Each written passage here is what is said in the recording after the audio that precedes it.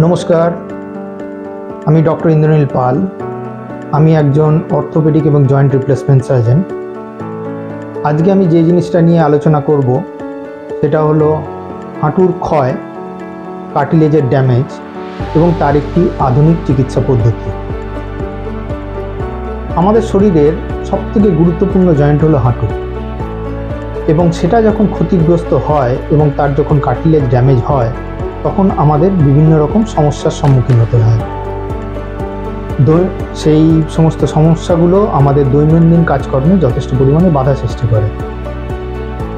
আজ আমরা জানবো একটা আধুনিক চিকিৎসা পদ্ধতি যার নাম হলো অটোলোগাস কন্ড্রোসাইট ইমপ্লান্টেশন বা ACI।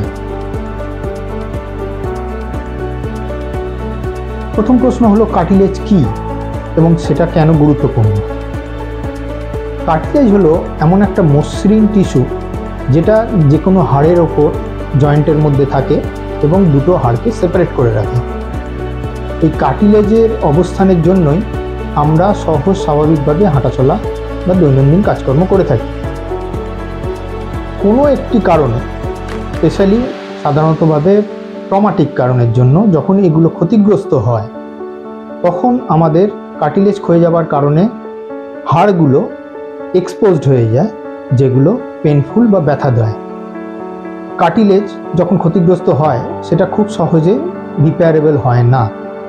তার প্রধান কারণ কার্টিলেজের মধ্যে কোনো রকম রক্ত প্রবাহ থাকে না, ফলে এটি ঠিক হতে অনেক বেশি সময় নেয় বা কখনোই ঠিক হয় না। এই সমস্ত ক্ষেত্রে ACI খুবই গুরুত্বপূর্ণ ভূমিকা পালন করে। কার্টিলেজ ক্ষতিগ্রস্ত হলে কি হয়? কার্টিলেজ ক্ষয় বা আঘাত হলে ক্ষতস্থানে ব্যথা অনুভব হয়। হাঁটা চলা, সিঁড়ি দিয়ে ওঠানামা করা, হাঁটু মুড়ে মেঝেতে বসা, এগুলো বেশ পেনফুল পেয়ে দাঁড়ায়। হাঁটু ফুলে যেতে পারে, মাঝে মাঝেই ফুলে যায় এবং জয়েন্ট লক হয়ে যাওয়ার চান্স থাকে। এই সমস্ত ছোট ছোট লক্ষণগুলো প্রতিদিন যদি আমরা অবহেলা করি তাহলে আস্তে আস্তে আরও বড় আকার ধারণ করতে পারে, যখন পুরো কার্টিলেজটাই ক্ষতিগ্রস্ত হয়ে দাঁড়ায়। সেই মুহূর্তে আমাদের কাছে পুরো জয়েন্টটাকে চেঞ্জ করা ছাড়া আর কোনো উপায় থাকে না। ACI কি এবং এটি কিভাবে কাজ করে? অটোলোগাস কন্ড্রোসাইট ইমপ্লান্টেশন একটা আধুনিক জৈব প্রযুক্তি নির্ভর চিকিৎসা পদ্ধতি। এতে আপনার শরীরের থেকে স্বাস্থ্যবান কার্টিলেজ বা কোষ সংগ্রহ করা হয় এবং সেগুলোকে ল্যাবরেটরিতে কয়েক সপ্তাহ ধরে কালচার করে বৃদ্ধি করা হয়। পরে এই কোষগুলোকে আবার আপনার শরীরের ক্ষতিগ্রস্ত জায়গায় প্রতিস্থাপন করে দেওয়া হয়। এতে এই স্থানে নতুন স্বাস্থ্যকর কার্টিলেজ গঠিত হয় এবং এটি দ্বিতীয় পর্যায়ে করা হয়। ACI স্টেপ প্রথম স্টেজে বায়োপসি বা কোষ সংগ্রহ করা হয়। প্রথমে একটা ছোট্ট আর্থ্রোস্কোপিক সার্জারির মাধ্যমে হাঁটুর মধ্যে এমন অংশ থেকে কার্টিলেজ গ্রহণ করা হয় যেখানে ওজন পড়ে না। এই কোষগুলোকেই ভবিষ্যতে ব্যবহার করা হয়। সেকেন্ড স্টেপে, যেটা আমাদের ল্যাবেতে হয়, সেল কাল্টিভেশন। এবার এই কোষগুলোকে ল্যাবরেটরিতে নিয়ে যাওয়া হয় এবং বিশেষ পরিবেশে 4 থেকে 6 সপ্তাহ অবধি এগুলোকে ল্যাবেতে পরিণত করা হয়। এই সময় ল্যাব টেকনিশিয়ান প্রতিদিন এই কোষগুলোকে পর্যবেক্ষণ করেন যাতে কোষগুলো সুস্থ এবং কার্যকর আছেন কিনা দেখেন। ফাইনাল স্টেপ, কোষ প্রতিস্থাপন বা ইমপ্লান্টেশন সার্জারি। এরপর দ্বিতীয় অপারেশনের মাধ্যমে এই কোষগুলোকে সেই জায়গায় প্রতিস্থাপন করা হয় যেখানে কার্টিলেজ ক্ষতিগ্রস্ত হয়ে আছে।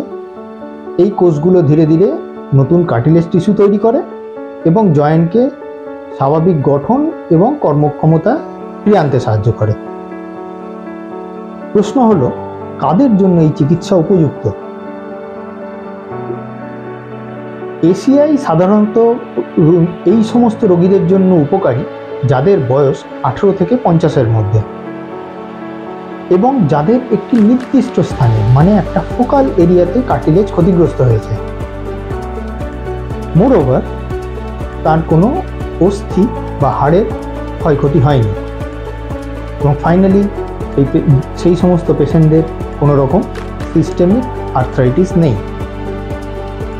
আপনি যদি একজন খেলোয়াড় হন বা আগের ইনজুরি এবং দীর্ঘদিন ধরে হাঁটুর সমস্যায় ভুগছেন, তাহলে এই পদ্ধতি আপনার জন্য কার্যকরী হতে পারে। এবার আসি আমি এসিআইয়ের সুবিধা এবং সীমাবদ্ধতা। পজিটিভ বা সুবিধা কি? প্রথমত, এটি শরীরের নিজের কোষ দিয়ে তৈরি করা হয়, ফলে রিজেকশনের চান্স খুবই কমে যায়। দ্বিতীয়ত, এটি একটি দীর্ঘস্থায়ী সমাধান। একবার কোষগুলো তৈরি হয়ে গেলে আর সারা জীবনের জন্য কোনো রকম কোনো প্রক্রিয়ার প্রয়োজন পড়ে না। হাঁটুর প্রতিস্থাপন বা জয়েন্ট রিপ্লেসমেন্ট এড়ানো যেতে পারে।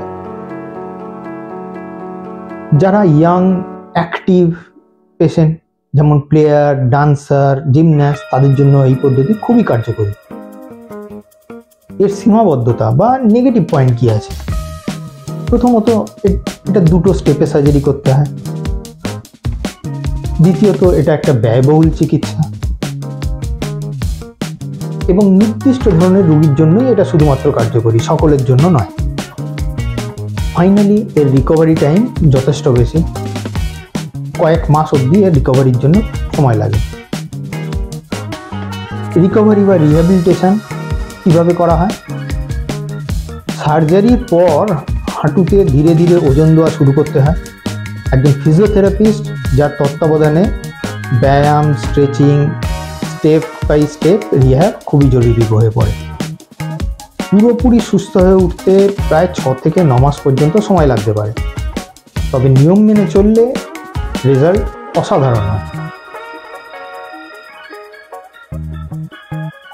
ফাইনালি, অটোলোগাস কন্ড্রোসাইট ইমপ্লান্টেশন হচ্ছে আধুনিক চিকিৎসা বিজ্ঞানের একটা চমৎকার উপহার, যা আমাদের নিজেদের কোষ দিয়েই শরীরের ক্ষত সারাতে সক্ষম।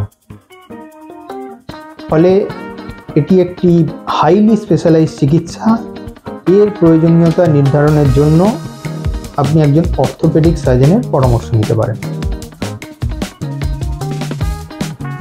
আশা করি এই ভিডিওটি আপনাদের ইউজফুল হবে। যদি আপনাদের এই সংক্রান্ত কোনো প্রশ্ন থাকে তাহলে নিচে কমেন্ট করুন, আমি উত্তর দেওয়ার চেষ্টা করব। সুস্থ থাকুন, সচেতন থাকুন। নমস্কার।